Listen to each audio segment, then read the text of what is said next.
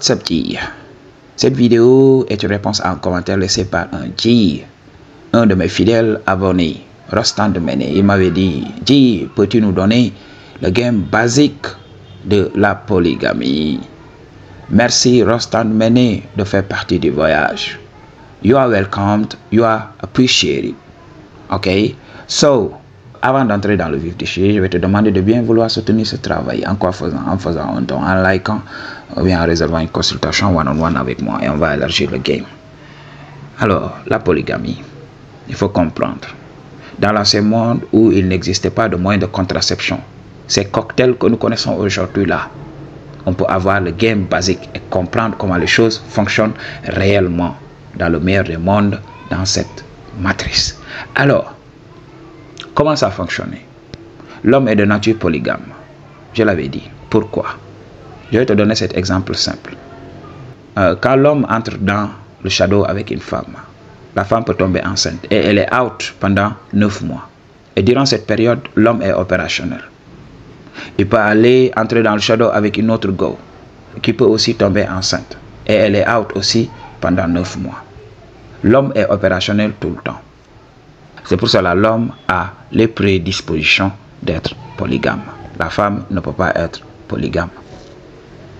Parce que de temps en temps, elle est out pendant 9 mois. Elle peut se permettre d'être polygame lorsqu'elle a fini, lorsqu'elle entre en ménopause et tout ça. Oui, elle peut se permettre de faire ça. Aujourd'hui, elle a tous les droits. Elle peut faire tout ce qu'elle veut. Mais naturellement, c'est l'homme qui est polygame. Maji? Donc, c'est le game à comprendre. Ok? Alors, ça a toujours été le cas. Cette question de monogamie a été inventée par l'Église catholique. Il faut le comprendre. Le catholicisme, ce n'est pas une religion. C'est tout simplement un empire. Ok? Dans l'ancien monde, dans l'ancien Rome et tout ça, qu'est-ce qui s'est passé? Les gouverneurs avaient des harems de femmes. Les gouverneurs, en ces temps-là, faisaient construire des appartements pour des concubines. Ok. Ils savaient qu'il n'existait pas de moyen de contraception. Alors, naturellement, comme l'homme a une libido très poussée, ok, il va vouloir faire le shadow tout le temps. Alors, naturellement, il sait que oui, en faisant le shadow avec ces femmes pouvaient être out durant 9 mois et tout ça. Alors, ces gouverneurs avaient des concubines. Alors, ils allaient là-bas tout simplement pour manger autre chose. Parce qu'on ne peut pas manger du mafé chaque jour. Arrivé à un moment, quand même, ça va nous dégoûter. C'est ce qui se passe avec le mariage. C'est ce que beaucoup ne savent pas. Tu entres avec ta femme dans le shadow 2 à 3 fois, tu la démystifies, et puis ce n'est plus excitant. Ces hommes avaient accès au shadow, okay, avec plusieurs femmes. Alors, ils ont voté des lois en interdisant à ces gens qui n'étaient pas nobles, ok, à ces gens, ces ouvriers, ces esclaves, en disant qu'un homme n'avait droit qu'à une seule femme. Cette loi était pour le bas peuple. Ce n'était pas pour la noblesse. Les vidéos de Balthazar nous ont révélé la vérité. Quand tu fais partie de la classe noble et tout ça, il n'y a rien d'interdit et tout ça. Ok? Donc tu peux avoir tout ce que tu veux. Tu peux avoir n'importe quel go ici dans ce monde. Alors, ils ont voté cette loi-là, la monogamie. C'est ce que la religion catholique a gobé jusqu'à aujourd'hui. Dans ce monde d'aujourd'hui, la monogamie est le meilleur régime. Avec l'inflation et tout ça, on ne peut pas se permettre de marier 2 à 3 femmes. C'est n'importe quoi. Nous voyons ces problèmes-là ici en Afrique. Un homme, toi tu n'arrives pas à tirer ton épingle du jeu, tu vas avoir 3 femmes. Et là, ça devient compliqué. Ok, les enfants sont là, laissés à eux-mêmes. Ok, ils sont obligés de sortir dans les rues. Et des fois, ils deviennent des voleurs, des délinquants, tout simplement. Parce que leur papa n'a pas su retenir sa bite et tout ça. Donc, c'est la chose à comprendre. Ok, Maji? Donc, l'homme a toujours été polygame. Et la valeur de l'homme, d'ailleurs, est corrélée donc, au nombre de femmes qui peut se taper, tout simplement. Quand un homme a des go, il est considéré comme un top G. C'est la vérité à comprendre. Et quand la femme veut faire de même, elle est considérée comme une michto. Pourquoi cela? Parce que c'est dans la nature des choses. oui. De temps en temps, la femme est obligée d'être avec un homme. Ok? Donc, le monde moderne a permis à cette femme de jouer comme un homme. Aujourd'hui, elle peut prendre une pilule et faire tout ce qu'elle veut.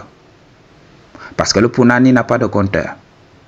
Pour beaucoup d'entre vous là, qui aimez poser cette question, oui, cette question-là aux femmes, oui, tu as combien en body count et tout ça? Et la femme va te dire oui, 2. Et tu vas te dire oui, je viens de trouver une reine. Est-ce que le punani a un compteur? J'avais fait déjà cette vidéo pour des hommes qui nous fatiguent avec ces questions de body count. Parce que j'avais dit que oui, ce qui compte dans la vie, c'est l'attitude de la femme. C'est l'état d'esprit de la femme. Si elle trimballe beaucoup de démons, alors ne la date pas. Tout simplement. Mais restez là à calculer son body count. Est-ce que tu peux le savoir? Est-ce que voir une femme et un homme entrer dans une chambre veut dire que voilà, il y aura forcément le shadow? Mais non. Beaucoup d'hommes se font gruger comme ça par l'ego. Elle va inventer du justice jusqu'à sortir de la chambre et prendre ton argent. J'ai vu même des michtos manipuler beaucoup d'hommes en disant oui, si tu ne me donnes pas l'argent, je crie. Le seul fait d'être seul avec une go ne te garantit pas le shadow. Donc c'est que toi tu dois être simple pour ne pas comprendre ce que je te dis. Ok, l'homme est de nature polygame. Ok, parce qu'il peut le faire. Mais la femme ne peut pas faire ça. Elle est obligée de rester avec son mec.